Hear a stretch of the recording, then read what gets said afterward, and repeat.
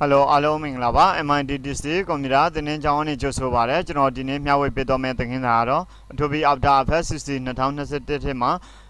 Red Giant Trapcode Suite ကိုဘယ်လိုမျိုး install လုပ်အောင်မလဲဆိုတဲ့သင်ခန်းစာလေးကိုဒီဗီဒီယိုသင်ခန်းစာဖိုင်လေးထဲမှာရှင်းပြပေးသွားမှာဖြစ်ပါတယ်ကျွန်တော်တို့ရဲ့သင်ခန်းစာကိုမစတင်ခင်မှာကျွန်တော်တို့ရဲ့ YouTube channel ကို subscribe မလုပ်ရသေးဘူးဆိုရင် subscribe လုပ်ထားပေးဖို့တောင်းဆိုပါတယ်ဒီ YouTube channel ကနေပြီးတော့တင်ပေးနေတဲ့သင်ခန်းစာလေးတွေကအကျိုးတစ်စုံတစ်ခုရှိခဲ့မယ်ဆိုရင်လည်း like and share လေးဖြင့်အားပေးနိုင်ပါတယ်။ကဲဒါဆိုရင်တော့အခုကျွန်တော်တို့ကနေပြီးတော့ဒီ YouTube channel ကနေပြီးတော့တင်ပေးနေတဲ့သင်ခန်းစာလေးတွေဟာအကျိုးတစ်စုံတစ်ခုရှိခဲ့မယ်ဆိုရင်လည်း like and share လေးဖြင့်အားပေးနိုင်ပါတယ်။ကဲဒါဆိုရင်တော့အခုကျွန်တော်တို့တွေဒီကျွန်တော်တို့တွေဟိုပေါ့နော်အင်တာနက်ကနေပြီးတော့ down ထားတဲ့ဒီ Trapcode Suite ပေါ့နော် Trapcode Suite ကိုကျွန်တော်တို့ကနေပြီးတော့ဒါ down ထားတဲ့ file တစ် file ရှိတာပေါ့နော်ဒါကြတော့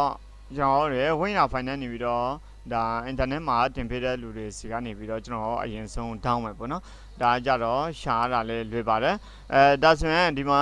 ရရှိလာတဲ့ file ကို right click ထောက်ပြီးတော့ကျွန်တော်တို့ extract file နဲ့နေပြီးတော့ဖြည့်လိုက်မယ် okay ပေးလိုက်မှာပေါ့နော်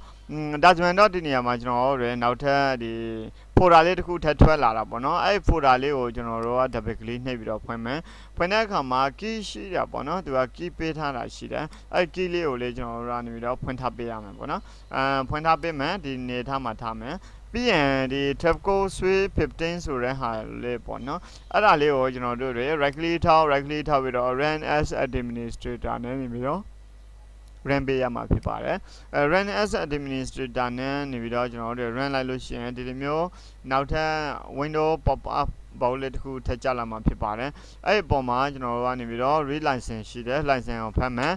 disagree ဆိုတာသဘောမတူဘူးပေါ့နော် agree ဆိုတာသဘောတူတယ်ပေါ့နော်ကျွန်တော်တို့ကဒီ license ကိုသဘောတူပါတယ်ဆိုမှ80လို့နေပြီးတော့တိုးလို့ရမှာဖြစ်ပါတယ် agree ကိုယူတယ် continue ကို80တိုးတယ်ပေါ့နော်အဲ့နေရာမှာသူကဒီ Trapcode Suite ထဲမှာဘယ်နှမျိုးရှိလဲဆိုတော့ 3D Store ရှိတယ် Form ရှိတယ်ပေါ့နော် Mirror ရှိတယ် Particular Tile Trapcode Ecospace Trapcode Horizon Trapcode Lex Trapcode Shine Trapcode Sound Keys Trapcode Star Glow ဆိုပြီးတော့ဒီ Red Giant software ကလည်းအရန်ကိုခြေပြင်းပါတယ်နော် Red Giant company ကနေထုတ်တဲ့ software တွေကလည်းအရန်ကိုခြေပြင်းတယ်အဲ့ဒါအဲ့ကြောင့်မလို့ဖြည်းဖြည်းချင်းကျွန်တော်တို့ကနေပြီးတော့လေ့လာတော့ပေးတော့မှာဖြစ်ပါတယ်နော်တထိုင်တဲ့နဲ့ကျွန်တော်တို့ဒါတွေအကုန်လုံးနားလည်ဖို့ဆိုတာလည်းမဖြစ်နိုင်ဘူးကျွန်တော်တို့ဒီ 3D stroke ဆိုပါတော့ဒီ 3D stroke ကိုသုံးတဲ့နေရာကထောင်နဲ့တောင်းနဲ့နေပြီးတော့ရှိမယ် form ဆိုလဲ form ပေါ့နော် mirror ဆိုလဲ mirror particular ဆိုလဲ particular ကျွန်တော်နေပေတိုင်းမှာ particular ကိုသုံးကြတယ်ကျွန်တော်တို့အဖက်တွေဖန်တီးတဲ့နေရာမှာလဲ mirror ကိုသုံးတယ်ဒါဒီ sticker တွေဖန်တီးတဲ့နေရာမှာလဲဒီ particular တွေကိုသုံးတယ် mirror ကိုသုံးတယ်ထောင်ကိုသုံးတယ်သူဒီသက်ဆိုင်ရာအလုံးလေးတွေအများကြီးသူကလုပ်လို့ရတဲ့အတွက်ဒီ Red Giant software ဆိုတာလဲRed Giant ဟိုပေါ့နော် plugin ပေါ့နော် Red Giant software plugin ကလည်းအရန်ကိုခြေပြင်းတာဖြစ်တဲ့အတွက်ဟိုတထိုင်နဲ့တီးဖို့ဆိုတာတော့မဖြစ်နိုင်ဘူးပေါ့နော်ဒီ Red Giant ကလည်းဘယ်နေရာတွေမှာအဓိကအလုပ်လုပ်ပေးလဲဆိုတော့ကျွန်တော်ဒီ Premier ရဲ့ AE ရဲ့ပေါ့နော်ကျွန်တော်တို့ချစ်ပြင်းသုံးတဲ့ဖို့အတွက်ပေါ့နော်ဒီ Premier မှာလည်းကျွန်တော်တို့ဒီ Red Giant ကိုအသုံးပြုလို့ရသလို AE မှာလည်း Red Giant ကိုအသုံးပြုလို့ရတယ်အရန်ကိုချစ်ပြင်းတယ်ပေါ့နော်ဟိုလေးလာလို့မကုန်အောင်ကိုချစ်ပြင်းတယ်နော်ဒါ AE ဆိုတာအဲ့လိုမျိုးပါကဲဒါဆိုရင်ဒီ Red Giant company ကနေပြီးတော့ဘာအတွက်အဓိကလုပ်လဲဆိုတော့ Premier နဲ့ AE အတွက်ကိုအဓိကလုပ်ပြီးတော့သူတို့စီးပွားရေးရှာတာပေါ့နော်ကဲဒါဆိုရင်တော့အခုကျွန်တော်တို့ဒီနေရာမှာဒီ select ဆိုတာကြတော့ကျွန်တော်လိုချင်တဲ့တစ်ခုကိုပဲ select မှတ်ပြီးတော့ install လုပ်လို့ရသလိုအကုန်လုံးကို select မှတ်ပြီးတော့လည်း install လုပ်လို့ရတယ်ဒါ select all ဆိုတာအကုန်လုံးကို select မှတ်တာပေါ့နော်ပြီးရင် install ကိုနှိပ်လိုက်လို့ရှိရင်ဒီRed Giant Trapcode Suite တစ်ခုလုံးဟာသူက install လုပ်နေပြီဖြစ်တဲ့အတွက်ပေါ့နော်ဒီထက်မှာဘယ်နှမျိုးလောက်ပါလဲဆိုတော့12မျိုး13မျိုးလောက်ကိုပါတယ်နော်အဲ့ခါကျရင်ဒီ Red Giant Trapcode Suite ကိုကျွန်တော်တို့ install လုပ်တဲ့အချိန်ကကြာမြင့်မှာဖြစ်ပါတယ်ဒါလေးကိုနည်းနည်းလေးတိခံပြီးတော့စောင့်ပေးရမှာပေါ့နော်ဒါဆိုရင်သူကဒီ ဒီ button လေးอ่ะဒီ progress button လေးอ่ะသူက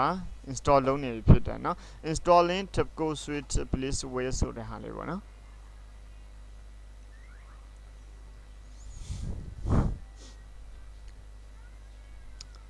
ဒါသိပ္ပံဇာတ်ကားတွေ editing လုပ်တဲ့အခါမှာပဲဖြစ်ဖြစ်ဖန်တီးတဲ့အခါမှာပဲဖြစ်ဖြစ်ဒီ Trapcode suite ကိုအသုံးပြုပြီးတော့ editing လုပ်ကြတယ် VFX လေးတွေလုပ်ကြရပါတော့နောက်ပြီးတော့ဒီစကားတွေသိပ္ပံကားတွေအဲ့လိုမျိုးကားတွေမှာအဓိကနေပြီးတော့သုံးတဲ့ effect လေးတွေဖြစ်ပါတယ်ဒါကြတော့ကျွန်တော်တို့ Adobe After Effects မှာအသုံးပြုလို့ရမယ် third party plugin software တွေပဲဖြစ်ပါတယ်เนาะဒီ software တွေကိုကျွန်တော်တို့ကျွမ်းကျင်နဲ့ပေါ့နော်လောက်တတ်တော့မယ်အသုံးပြုတတ်တော့မယ်ဆိုရင်တော့အရင်ကိုဒီ video editing တွေဖန်တီးတဲ့အခါ VFX လေးတွေဖန်တီးတဲ့အခါမှာကြတော့ပို့ပြီးတော့ပေါ့နော်တည်တဲ့လှပတဲ့output လေးတွေကိုရရှိလာမှာဖြစ်ပါတယ်အဲ့ခါကြာမှာပဲကျွန်တော်တို့ဒီမြန်မာနိုင်ငံကဇာတ်ကားလေးတွေကနိုင်ငံခြားကနေပြီးတော့စိတ်ဝင်စားတဲ့ဇာတ်ကားလေးတွေဖြစ်လာမှာဖြစ်ပါတယ်နော်မဟုတ်လို့ရှိရင်တော့ကျွန်တော်တို့တော်တော်များများတော့ပေါ်ကားတွေများပါတယ်နော်ဒီရီလိုက်ငိုလိုက်ပေါ့နော်အဲ့လိုမျိုးအဲ့ဒါလေးတွေပဲရှိတယ်ဒါဆိုရင်ကျွန်တော်တို့ဒီ Trapcode suite ကိုလည်းကြည်ကြည်ပြပြအသုံးပြုတတ်ဖို့အတွက်ကိုကျွန်တော်လည်းလေ့လာပြီးတော့ပေါ့နော်အတက်နဲ့ဆုံးဒီကျောင်းသူကျောင်းသားတွေဖြစ်ဖြစ်ဒီမြန်မာနိုင်ငံကဒီဟိုပါပေါ့နော်ကျွန်တော်စီမှာတင်နေလာမတက်နိုင်တဲ့အဝေးကနေပြီးတော့ online ကနေပြီးတော့လေ့လာနေတဲ့ညီကောင်မောင်နှမတွေအတွက်ပဲဖြစ်ဖြစ်ကျွန်တော်အတက်နဲ့ဆုံးလေ့လာပြီးတော့ဒီနိပညာလေးတွေကိုကျွန်တော် YouTube channel မှာပေါ့နော်အခါမဲ့ဖြန့်ဝေပေးတော့မှာဖြစ်ပါတယ်เนาะအဲကြောင့်မလို့လေကျွန်တော်ရဲ့ YouTube channel ကိုတခါမှ subscribe မလုပ်ရသေးဘူးဆိုရင် subscribe လုပ်ထားပေးဖို့တောင်းဆိုပါတယ်ဒီ YouTube channel ကနေပြီးတော့တင်ပေးနေတဲ့သင်ခန်းစာလေးတွေကအကျိုးတစုံတစ်ခုရှိခဲ့မယ်ဆိုရင်ကျွန်တော် video file လေးတွေကိုshare လေးဖြင့် up ပေးနိုင်ပါတယ်။ကြည့်ဒါဆိုရင်တော့အခုကျွန်တော်တို့ဒီ Red Giant Trapcode suite ဟာ install လုပ်ပြီးတော့ဒီနေရာမှာသူလည်းပြောတာပေါ့နော် Trapcode suite 15 was successfully install ဆိုတာinstall လုပ်ပြီးတော့ပေါ့နော်အဲ့လိုဆိုရင်ဒီနေရာမှာ intro license info ဆိုတာရှိတယ်ဒီ intro license info ကိုတစ်ချက်နှိပ်လိုက်လို့ရှိရင်သူကဒီမှာ serial code ဆိုတာတောင်းတယ်ပေါ့နော်Trapcode suite version 15 .1.1 ပေါ့နော် enter your product serial code ဆိုတာဒီနေရာမှာကျွန်တော်တို့ရဲ့ဒီ product serial code ကိုထည့်ပေးရမှာပေါ့နော်ထည့်ပေးမှာဖြစ်တဲ့အတွက်ဒီမှာကျွန်တော်ကနေပြီးတော့ကျွန်တော် down ထားတဲ့ဒီ software ထဲမှာဆိုရင်ဘာပါလဲဆိုတော့ဒီတခါတည်း key ပါလာတယ်ပေါ့နော်အဲ့ key ကိုကျွန်တော်တို့ double click နှိပ်မယ်နှိပ်ပြီးတော့ right click ထောက် right click ထောက်ပြီးတော့ copy ယူပါမယ် copy ယူပြီးတော့ right click ထောက် right click ထောက်ပြီးတော့ paste မှာဖြစ်ပါတယ်ပြီးရင်ကျွန်တော်တို့ကနေပြီးတော့ submit နဲ့တင်ပေးရမှာဖြစ်ပါတယ် Trapcode suite version 15.1.1 has been registered on this machine ဆိုတာဒီ computer မှာ Trapcode suite version 15ကို install လုပ်ပြီးတော့ရေးဆိုတော့ဒါဟိုပါပေါ့နော် registration success ဆိုတော့ box လေးတစ်ပေါက်ထည့်ချလာမှာဖြစ်ပါတယ်ဒါကို okay နှိပ်မယ်ပြီးရင်ဒါလေးကိုလေကျွန်တော်တို့ကနေပြီးတော့ close နဲ့နေပြီးတော့ပိတ်လိုက်မယ်ပေါ့နော်ပြီးရင်ဒါလေးကိုလည်းပိတ်မယ်ကျွန်တော်တို့ကနေပြီးတော့ဒါကိုထည့်ပြီးတော့ close နဲ့နေပြီးတော့ပိတ်ပေးရမယ်ပြီးရင်ကျွန်တော်တို့ရဲ့ဒီ folder ကိုမလိုအပ်တော့တာဖြစ်တဲ့အတွက်ဒီမှာ delete ဆိုတဲ့ home ထဲက delete ဆိုတဲ့ဟာနဲ့နေပြီးတော့ကျွန်တော်တို့ကဖြတ်လိုက်ရမှာဖြစ်ပါတယ်ကဲဒါဆိုရင်ကျွန်တော်တို့ Adobe After Effects ထဲကိုဝင်ပါမယ်เนาะ Adobe After Effects ထဲမှာဘယ်နေရာမှာနေပြီးတော့ဒီ Trapcode suite ဟာရောက်နေလဲပေါ့เนาะဒီ Trapcode suite ကိုကျွန်တော်တို့ဘယ်လိုအသုံးပြုမလဲဆိုတဲ့ဟာလေးကိုကျွန်တော်က tips and tricks လေးတွေကိုဆက်လက်ပြီးတော့ရှင်းပြတော့မှာဖြစ်ပါတယ်ဒီ Trapcode suite ကိုကျွန်တော်တို့ install လုပ်ပြီးတဲ့နောက်ပိုင်းမှာ Adobe After Effects ထဲမှာကျွန်တော်တို့ဒီ Trapcode suite ဆိုတဲ့အနေနဲ့ပေါ့နော် Trapcode suite ဆိုတဲ့နာမည်နဲ့နေပြီးတော့ဒီသူပါတော့တဲ့ဟာလေးတွေဒီမှာကျွန်တော် install လုပ်တဲ့ဟာအထက်မှာဆိုရင်15မျိုး12မျိုးလောက်ပါတယ်ပေါ့နော်12မျိုး13မျိုးလောက်ပါတယ်အဲ့ဒီကမှကျွန်တော်တို့ particular ကိုဘယ်လိုမျိုးသုံးပြုလဲဆိုတဲ့ဟာလေးတွေကိုလည်းကျွန်တော်အတက်နိုင်ဆုံးဒီဗီဒီယိုသင်ခန်းစာဖိုင်လေးထဲမှာဆက်လက်ပြီးတော့ရှင်းပြပေးတော့မှာဖြစ်ပါတယ်ကြည့်တာဆိုရင်တော့အခုကျွန်တော်တို့ဒီနေရာမှာtext to ကဲဒါဆိုရင်တော့အခုဒီနေရာမှာ text to sans ဆိုတဲ့ဟာလေးကိုတောင်းမယ်ပေါ့နော်text to sans ဆိုတဲ့ဟာလေးကိုနှိပ်လိုက်လို့ရှိရင်ကျွန်တော်တို့ကနေပြီးတော့ဒီ folder ဒီထဲမှာပေါ့နော်ဒါလေးကိုခဏလေးစောင့်ပေးရမယ်ဒီနေရာမှာဒါလေးကကြတော့ဒီ